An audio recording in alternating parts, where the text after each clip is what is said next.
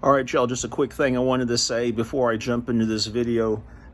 You will note in it that I make a couple of references to this Model 37 as a Chief Special. I'm well aware that the Model 36 was actually the one that was named the Chief Special.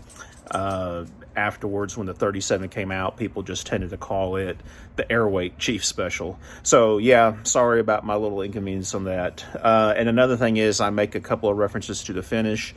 I do know that the nickel finish was original from Smith because there's an N on the back of the cylinder, but I was just wondering if it had been replated. Anyway, thanks for watching. Enjoy the video. All right, y'all, we got another good one here today, in my opinion anyway, especially for all you Smith and Wesson wheel gun fans. But what we have here is a Smith and Wesson Model 37 Airweight, which this is the Chief Special. Now, as you can see, this one is nickel plated, has the nickel finish on it. Honestly, I don't believe this is original Smith and Wesson nickel finish because of some of the waves and whatnot in here. But to be honest with you, I am not an expert enough on nickel finishes. As a matter of fact, this is the first nickel finished gun that I think I have owned. And yeah, I'm by far an expert on it, but I just wanted to show it to y'all real close today. And you can see it's got some signs of wear. I think in looking at this cylinder, I suspect this was probably somebody's, right here, there's some scratches. Probably somebody's nightstand gun in a drawer or something, and maybe something got between the cylinder and the drawer or something along the lines of that. Obviously, it hasn't been fired a whole lot. It's an ADA serial number, and if I remember right, ADA is 1985 for the year of manufacture. But yeah, the 37, if you've watched a lot of my videos, you might have seen my video on the Smith and Wesson Model 36 that I have, which is a blued steel version that has been reblued from Smith. And that particular version, this is basically the Airweight version of this. And it actually says Airweight on it. Now, I go a lot more, and boy, I tell you what, that nickel finish, it just shows every thumbprint, everything else that goes on there. It's crazy how fast. I mean, it's beautiful to look at, but man, as soon as you touch it, it starts just getting all fingerprinted up and everything else. But yeah, the Chief Special, this is, and again, this is the Airweight version of the Chief Special. It came out in the 50s, I believe, and I think it was a couple years after that they came out with the 37, which is the Airweight version.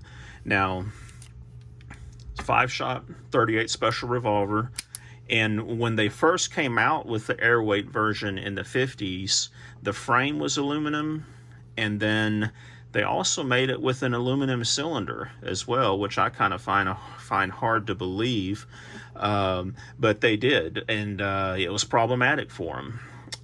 And it comes to mind there was another revolver, maybe it was a 36 as well, that they did as a survival weapon for the U.S. Air Force, and it's actually marked somewhere on it, as I recall, U.S. Air Force property, that had aluminum cylinders, and they recalled those, said, hey, do not shoot these guys, it's too dangerous with that aluminum cylinder on it. And boy, when you see one of those in the market today, they fetch a pretty good penny. But let me what I'm asking from y'all is the help from you guys, especially your nickel finish experts. I want you to tell me if you think this is an original Smith nickel finish or not. I don't think it is, but again, I'm just an amateur. But let me try to get some close-ups of this here for you.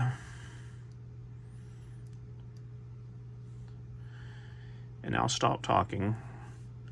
You can see, and I don't know if the camera's going to pick it up. Boy, it's hard for this stuff to show up in camera. And I have an LED light bar for my lighting up above. And man, that just makes it worse. It seems like it's reflecting everything that comes off of it.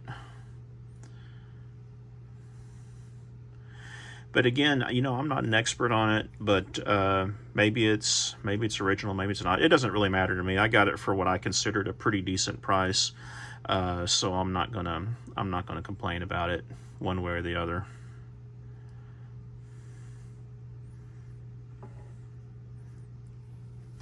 But yeah, when they first came out with the Chief Special, they announced it at a convention of some sort. I'm wanting to say it was some sort of, gosh, you'll have to watch my video on the Smith and Wesson Model 36, and it'll tell the better history on it. But they did a poll at the convention on what to call this new firearm, and they had a number assigned to it before the 36, and in the poll, they decided to call it the Chief Special. And then in the late 50s, when Smith & Wesson went to the numbering system, is when they labeled it a Model 36. And you can see this one on the crane right there. It says Model 37. I don't know if y'all can see that. Let me try to do some fancy cinematography here.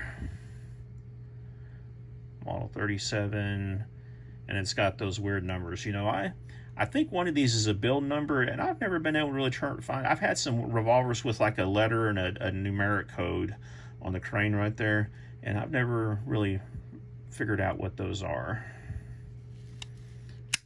But let's go back to normal. Look at that. I should get nominated for an Oscar for cinematography, right? But there's a serial number. And I tell you, you know, this, you can tell this weapon was not a service weapon or a carry weapon just by looking at the grips. You know, to me, these grips look like they've been in a drawer all their life. A drawer. Boy, y'all can really hear the hic in me sometimes. Hey, look, oh my God, there, you can see me. But, I just wanted to show this to y'all again today, just to see what your thoughts are, and mainly find out if anybody can tell me if this is original finish or not. Again, it doesn't really matter, but since we have it out, let's go ahead and put it on the scale and see how much an Airweight from 1985 is airweightable. 17.6 ounces, that's my little terror thing to confirm my scale is accurate. Y'all seen me do that before. 13.6 ounces. So I don't remember what a 642 is weighing nowadays, but it's right close to that, I believe. I'm going to go ahead and look up the weight on 642, and I'll drop it in the video here for the current 642. And more accurately, let me look it up for a current 637, and I'll drop it in here, which is the 637 is the current Airweight number for the hammered version, whereas the 642 has the shrouded hammer. But yeah, this is a nice one, folks. And, you know, I'm not going to make this a real long video. You know how I am. I just like to show lots of nice little close-ups of it. And you can see that it does have a firing pin mounted on the hammer. So I need to clean it up a little bit. And you can see when you had the trigger fully depressed how the firing pin protrudes out. But once you let off your finger, there it comes back. So hopefully you are watching this video because you have one like this, or maybe you just like to watch a lot of my videos. I don't know for sure, but let's kind of wipe some of the hillbilly grubby fingerprints off this thing, and we'll close this video out. Let me know what y'all think. As always, you know, I do appreciate each and every one of y'all that watch my videos. Don't hesitate to post any questions down in the comments. Let me know if y'all have any questions on this, or if you want to see, you know, what your thoughts are on these type of firearm videos. You know, as I said before, I don't really have a whole lot of chances to go shooting, but I do enjoy just looking at a finely made weapon like this, and you know, discussing it with you guys. So like, comment, subscribe, and be sure to be safe out there, and have a great day, folks. Thanks for watching.